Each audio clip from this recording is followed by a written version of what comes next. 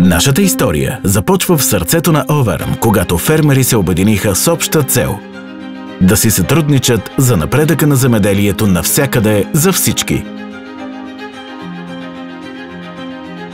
Това убеждение води до създаването на нашата кооперация почти 60 години назад. През 1965 с фокус върху разработването на царевични хибриди беше основана Lima Grain. Само след 5 години първият царевичен хибрид LG11 беше създаден. Този успех посади идеята в съзнанието ни, че можем да станем важен играч в областта на полските семена. Това ни направи лидер в ранната царевица във Франция, а след това и в Европа. Благодарение на решението да придобием Вилморин през 1975 година, се превърнахме в компания номер 1 в продажбите на зеленчукови семена.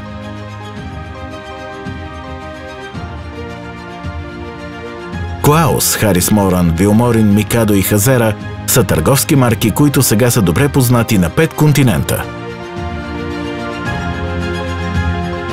Lima Grain установява важността на достъпа до биотехнологиите и взема решение да създаде лаборатория, посветена на растителната селекция.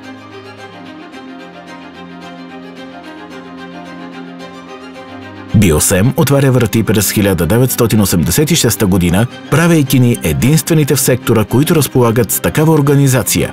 Днес 301,7 милиона евро са инвестирани в научни изследвания. Повече от 2000 изследователи, над 100 изследователски станции по света, като една от най-известните е тази в Шап, Франция. Осъзнахме, че за да сме лидер на пазара на семена в Европа, трябва да сме първи в сегмента на пшеницата. Затова през 1990 година придобихме компанията Никърсън. Дейността на компанията се разширяваше активно. През 1983 година, като част от политиката ни за интегрирана верига, помогнахме за изграждането на мелница за преработка на царевица на място.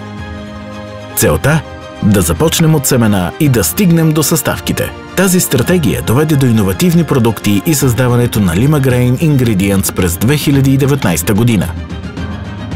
В момента тази компания е лидер на европейския пазар за специализирани брашна.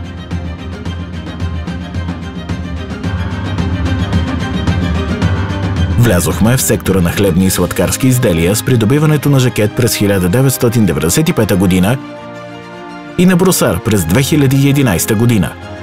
Днес жакет бросар заема второ място във Франция в производството на хлебни и сладкарски изделия.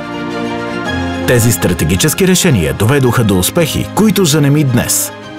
Ние сме четвъртата по големина семенарска компания в света с 1300 фермери членове и близо 10 000 служители. Гордеем се с нашето минало и гледаме към бъдещето с нашата амбиция 2300. Смел подход, основан на инвестиции и иновация, с цел за устойчив растеж и да се превърнем в предпочитан световен партньор в сектора на растениевъдството.